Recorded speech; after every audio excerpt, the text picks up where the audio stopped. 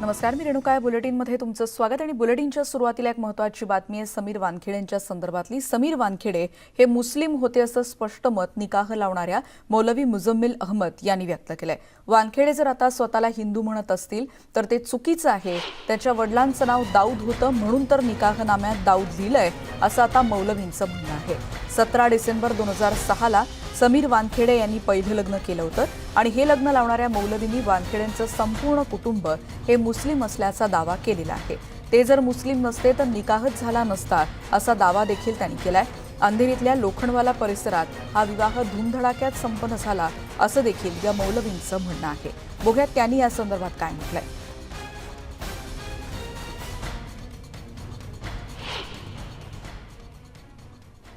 अगर वो हम हिंदू समझते किसी को, उनको समझते या लड़की को समझते तो निकाह ही नहीं होता हमारे यहाँ, और हम निकाह ही नहीं पढ़ाते. इसलिए समीर भी उस वक्त में मुसलमान थे, शबाना ये भी मुसलमान थी, इसलिए निकाह हुआ और हमने निकाह पढ़ाया. समीर की जो तस्वीरें आई हैं उनकी पत्नियों के साथ, सही है, शबाना की भी सही है, समीर की भी सही है.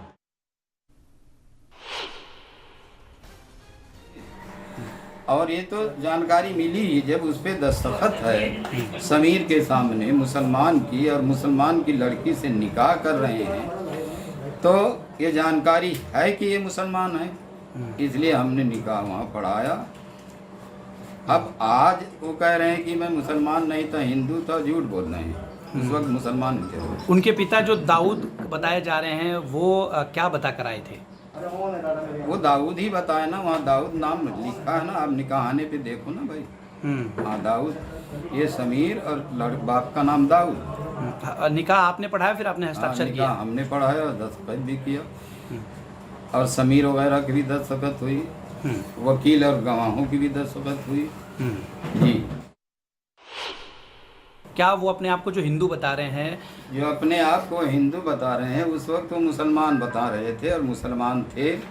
आज अगर वो हिंदू अपने आप को बता रहे हैं तो हम कह रहे हैं कि वो गलत हैं, गलत बात कह रहे हैं, झूठी बात कह रहे हैं.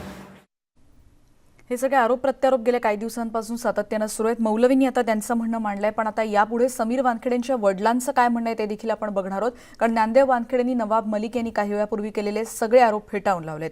जात प्रमाणपत्र खरं असल्याचा दावा देखील ज्ञानदेव वानखेडे यांनी केलाय. सुरुवातीपासूनच वानखेडे आडनाव असल्याचा दावाही त्यांनी केलेला आहे.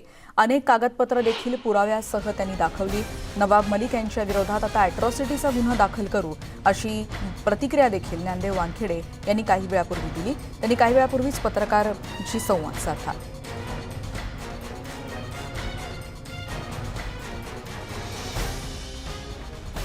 त्यामुळे समीर वानखेडे यांच्या वडिलांनी काही वेळापूर्वी ज्या प्रसारमाध्यमांशी संवाद साधला त्यांनी आता असं म्हटलंय की आता आपण नवाब मलिक यांच्या विरोधात अॅट्रॉसिटीचा गुन्हा दाखल करणार आहोत अशी प्रतिक्रिया त्यांनी आता दिलेली आहे.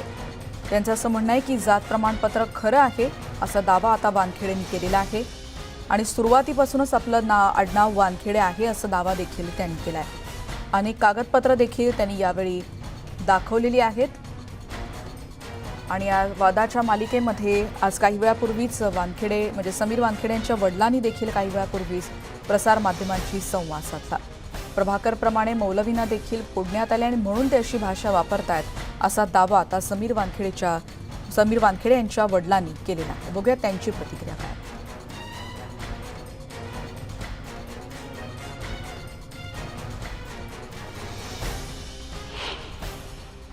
समीर वानखेडे यांचे वडील आपल्या बरोबर आहे. आपण त्यांच्याकडून जाणून घेणार आहोत की त्यांचं खरं नाव काय.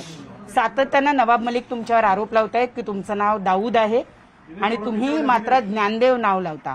खरं काय?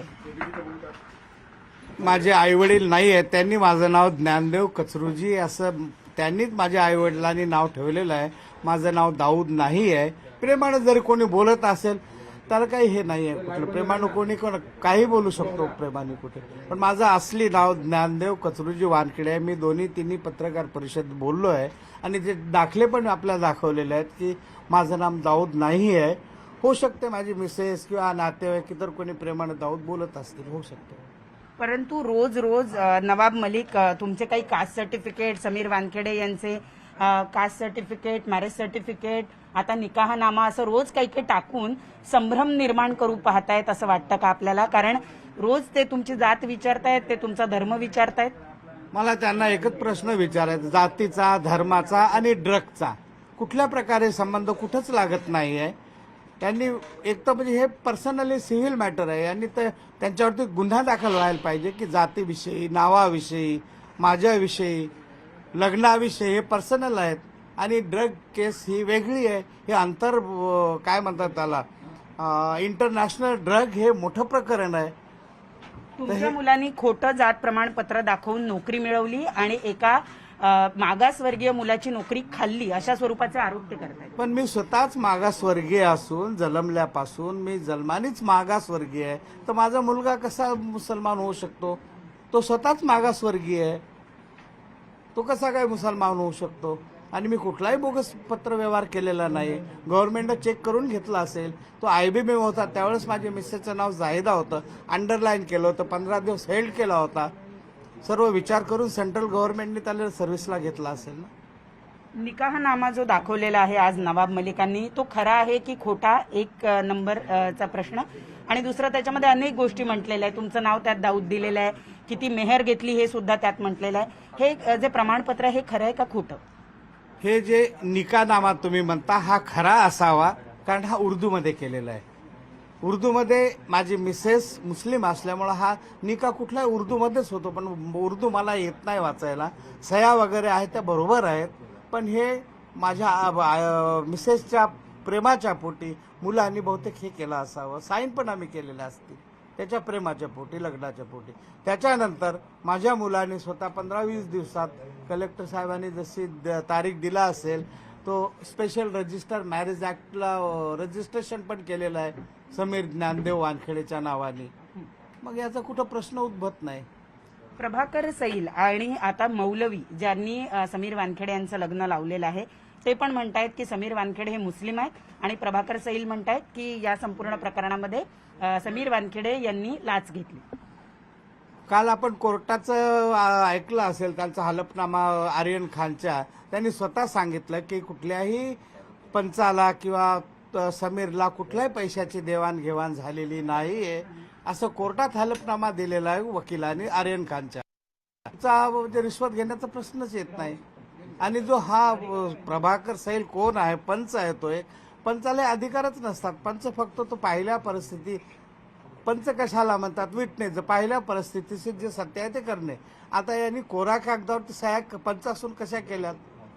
आणि त्यांनी केल्याच नाही. सर्व हे तो खोटा बोलतो. हा काहीतरी बर्डनच्या खाली काहीतरी आमिष दाखवून हे नवाब मलिकांनी बहुतेक केलं असावं. नवाब मलिकच का? नवाब मलिक तुमच्यावर सातत्यानं का, तुमच्यावर, तुमच्या कुटुंबियावर सातत्यानं आरोप का करतायत? नवाब मलिकांचा जावई हा प्रत्यक्ष ड्रग प्रकरणात अडकल्यामुळे आणि बहुतेक हा विकणारा पण असावा, कंझ्युमन करणारा असावा, तो 8 महिने जेलमध्ये होता. त्याला आतमध्ये म्हणजे दुःख झालं असेल की माझ्या जावयावरती 8 महिने जेलमध्ये राहून त्रास झाला असेल, म्हणून तो आकाशापोटी माझ्या मुलाच्या विरुद्ध आणि आमच्या फॅमिली विरुद्ध हे करतो. एक शेवटचा प्रश्न सर, सातत्यानं नवाब मलिक तुमच्यावर कौटुंबिक हल्ले करतायत, तुमच्या कुटुंबाचं नाव बाहेर काढतायत. या संपूर्ण प्रकरणात आता आपण कायदेशीर कारवाई करणार आहात का? आणि कोणकोणत्या कायद्याअंतर्गत तुम्ही गुन्हे म्हणजे अॅट्रॉसिटी पण तुम्ही टाकणार आहात? हो, अॅट्रॉसिटी टाकणार आहे. आणि हे प्रायव्हेट जे माझे जाती, धर्म, हे तो म्हणजे एवढे मंत्री असूनही ते काढू शकत नाही. कोणाच्या म्हणजे पर्सनल लाईफविषयी कोणी कोणाला विचारू शकत नाही किंवा पर्सनल माहिती काढू शकत नाही. त्याच्या विरुद्ध मी कोर्टात जाणार. आपण पाहतो की समीर वानखेडे यांच्या वडिलांनी स्पष्ट सांगितलंय की नवाब मलिक यांच्या विरोधात ते कायदेशीर कारवाई करतील आणि इतकंच नाही तर अॅट्रॉसिटी अंतर्गत सुद्धा गुन्हा दाखल व्हावा अशी त्यांची मागणी असेल. व्हिडिओ जर्नलिस्ट सचिन गोबडेसह प्रणाली कापसे, न्यूज 18 लोकमत, मुंबई.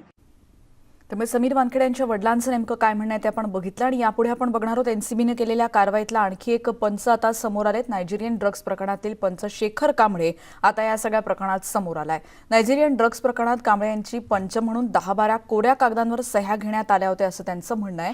तसंच समीर वानखेडे आणि एनसीबीचे अधिकारी अनिल माने यासाठी संपर्कात होते असं देखील कांबळे यांचं म्हणणं आहे.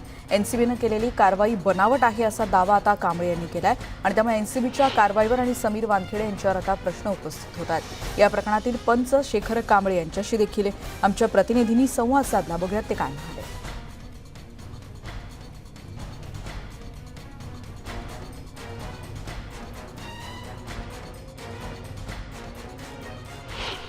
प्रभाकर साहिल नंतर एका वेगळ्या प्रकरणातील पंच आता समोर आलेला आहे आणि त्यांनी NCBच्या बाबतीत अनेक गोष्टींचा खुलासा केलेला आहे. त्यांच्याकडून सुद्धा ब्लँक पेपरवरती सही घेतलेली आहे आणि आपल्यासोबत शेखर कांबळे असे हे पंच आहेत. नेमकी तुम्ही कोणत्या प्रकरणात पंच म्हणून होतात, काय घडलं होतं? एक खारघरची केस आहे, केस नंबर आहे 80/21. जे खारघरचे एका नायजेरियनला पकडलं गेलं, त्याच्यावरती 60 ग्रॅम MD दाखवण्यात आलं. तो नायजेरियन नव्हता. जो नायजेरियन ड्रग्स सप्लाय करत होता तो पळून गेलेला होता. तिथे एका NCB अधिकाऱ्याला धक्का मारून तो पळून गेलेला होता. तर आम्ही दुसऱ्या ठिकाणी त्यांच्या किचनवरती गेलो असता तिथे 50 ते 60 नायजेरियन होते. त्यातमधले 2 नायजेरियन पकडले गेले.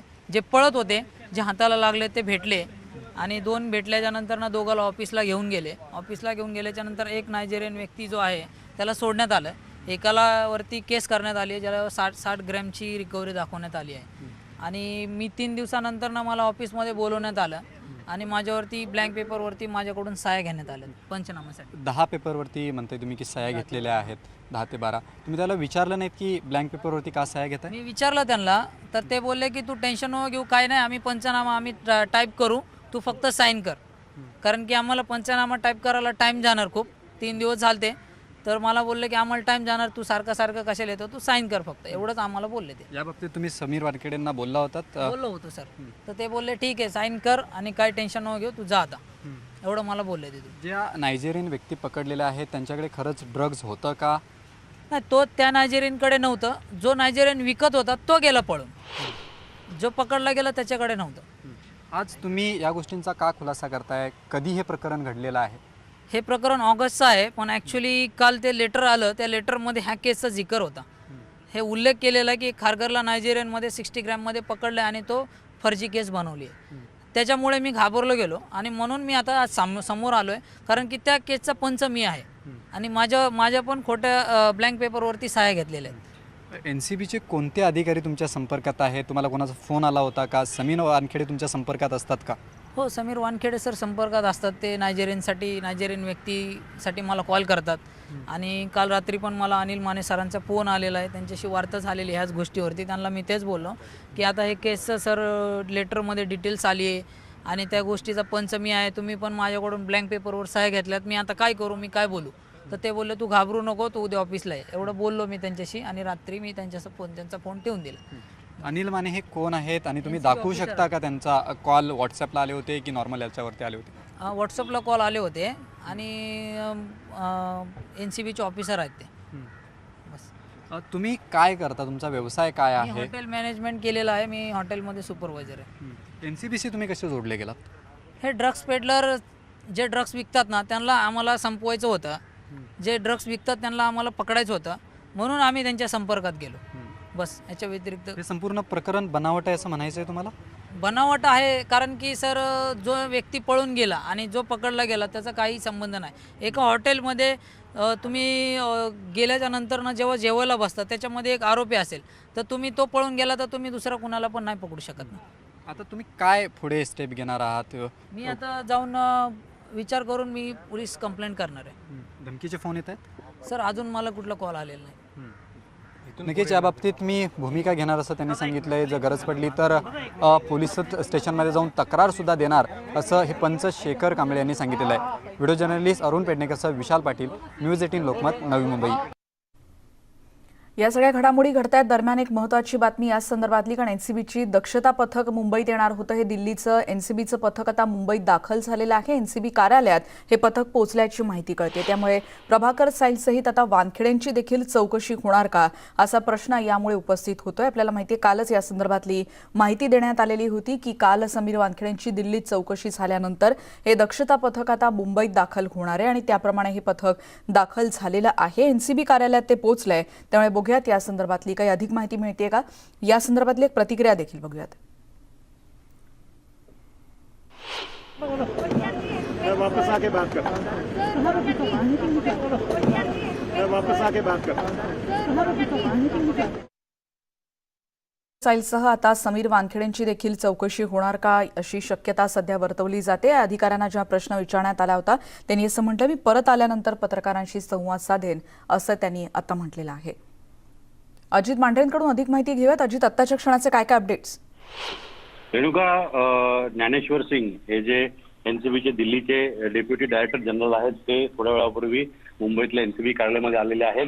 या कार्यालयामध्ये येण्यापूर्वी त्यांनी एक गोष्ट स्पष्ट केली आहे, ती म्हणजे जे आरोप करण्यात आलेले आहेत एनसीबीवरती, विशेष करून समीर वानखेडे यांच्यावरती, त्या सर्व आरोपांची आम्ही शहानिशा करणार आहे, चौकशी करणार आहे आणि ही पूर्णपणे एक निपक्षपाती इन्क्वायरी असेल. याच्यामध्ये कोणी एनसीबीचा अधिकारी असेल म्हणून किंवा कोणी राजकीय नेते असतील किंवा कोणी इन्फ्लुएन्स खाली आला असेल तर कोणाला आम्ही सोडणार नाही, सगळ्यांची चौकशी होईल. याचा अर्थ त्यांनी हे स्पष्ट केलेला आहे की समीर वानखेडे यांची देखील चौकशी होईल. मुंबई झोनचे जे एनसीबीचे अधिकारी कर्मचारी आहेत ज्यांच्याबद्दल जे एक निनावी पत्र आलं होतं त्या सर्वांची चौकशी होईल. यातून स्पष्ट होतंय की एक मोठी चौकशी जी आहे ती एनसीबीने सुरुवात केलेली आहे आणि त्याचा पहिला भाग म्हणून आपण जर क्रोनॉलॉजी पाहिली तर पहिला भाग म्हणून प्रभाकर साहिल याची चौकशी केली जाणार आहे.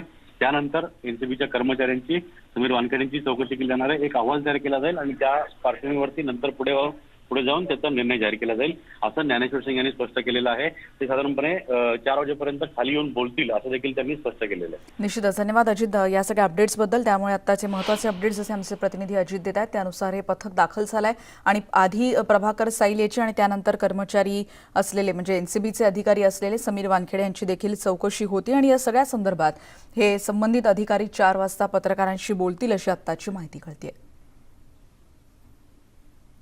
आणि या सगळ्या बातम्यांनंतर आपण बघणार आहोत तर यशाच्या शिखराला गवसणी एका दिवसात खरंच घालता येत नाही, पण प्रामाणिकता आणि चिकाटी असेल तर एक दिवस यश नक्की मिळतं. देशात दूधक्रांती आणणाऱ्या अमूलचा प्रवास गुजरातच्या केवळ 2 गावांमधून सुरू झाला होता आणि आज हाच अमूलचा ब्रँड 75 वर्षांचा झालाय आणि भारतीय स्वातंत्र्याच्या अमृत महोत्सवासोबतच त्याच्या म्हणजे अमूलचा देखील अमृत महोत्सवाचा आनंदोत्सव साजरा होतोय.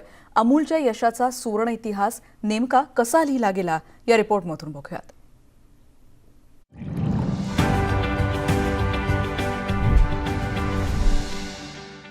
गुजरात के अमूल आंदोलन ने सुदृढ़ संकल्प से समय को साध लिया. उत्पादन क्षमता बढ़ी तो रिसर्च की तरफ ध्यान दिया गया. 1965 में Amul research end development association बनाई गई. इसकी अगुवाई में दूध और उससे जुड़े प्रोडक्ट्स की क्वालिटी में लगातार सुधार किया जाने लगा. एसोसिएशन ने दुधारू पशुओं की सेहत और नस्ल सुधारने पर भी ध्यान दिया. इसका फायदा अमूल आंदोलन को मिलने लगा. इस तरह 2 दशक में ही अमूल की धूम मच गई. यानंतर आपण बघणार आहोत सॅनिटायझर हानिकारक आहेत का, लसी तुमच्या डीएनए मध्ये बदल करतात का किंवा लसीकरण झाल्यानंतरही तुम्हाला कोरोनाची लागण होऊ शकते का, असे अनेक प्रश्न तुमच्या मनातही येत असतील. पण आता तुमच्या फोनद्वारे तुमच्या या सगळ्या प्रश्नांची उत्तर आता तुम्हाला मिळणार आहेत.